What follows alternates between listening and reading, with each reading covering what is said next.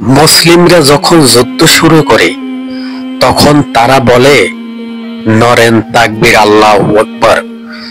যখন এই শব্দটি ব্যবহার করে যুদ্ধ শুরু করে এবং যে কোনো কাজ শুরু করে আল্লাহ তাআলা সফল দিয়ে দেয়। প্রিয় আখিরি নবীর উম্মত, এরকমেরই ঘটনায় ঘটে গেল পাকিস্তানের বাহিনী কিন্তু মুসলিম বাহিনী। তারা যখন ভারতের ভিতরে হামলা করছে তখন একটি শব্দ করছে নরেন তাকবীর আল্লাহু আকবার বলে কামানের গর্জন সামনে আগাতে থাকে। এমন একটি জাতি মুসলিম জাতি, তারা একমাত্র আল্লাহ তাআলা ছাড়া কাউকে ভয় পায় না। এই জাতিকে ইহুদিরা পুরো বিশ্ব থেকে ধ্বংস করতে চায়। এটি কি আজও সম্ভব?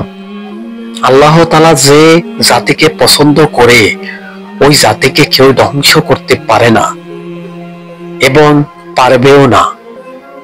একমাত্র ইসলামের পক্ষে আছে আল্লাহ তাআলা এবং তার নবী রাসূল। নবীজি রাসূল তারা কিন্তু জিহাদের ময়দানে জিহাদ করেছে এবং যুদ্ধের ময়দানে রক্তাক্ত হয়েছে। ওই জিহাদ মুসলমানের ছাড়া ঠিক হবে না। জিহাদ চালিয়ে যেতে বলছে এবং জিহাদ চালিয়ে যেতে হবে, না হয় ইহুদিবাদীদের আক্রমণের কারণে পুরো বিশ্বের মুসলমান তো কলকাতা হয়ে আছে, বাকি যেটু বেঁচে আছে তাও ধ্বংস করে দেবে। তাই আল্লাহু আকবার নরেন তাকবীর করে ইহুদিবাদীদের উপরে নির্মমভাবে অত্যাচার শুরু করতে হবে। যেভাবে ইবলিস শয়তানকে পাথর মেরে মেরে পৃথিবী থেকে ধ্বংস করতে চেয়েছিল, ওই রকমের ইহুদিবাদীদের আমরা ধ্বংস করব। ইতিমধ্যে আরেকটি ঘোষণা হয়ে গেল, বাংলাদেশ থেকে আওয়ামী লীগ নিষিদ্ধ করা হয়েছে।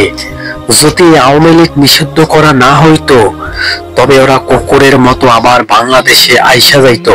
এই নরেন্দ্র মোদী এমন একটি বান্দির বাচ্চা, সে কিন্তু মুসলমানের চির শত্রু। ইতিমধ্যে যে ধ্বংসগুলো দেখেছেন, এই ধ্বংসগুলো কিন্তু ইহুদিবাদীদের উপরে মুসলমানের কিছু দল হামলা চালাইছে।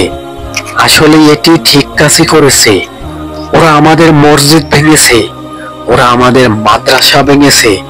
পাকিস্তানে ইতিমধ্যে কিছু মানুষ শহীদ হয়ে গেছে।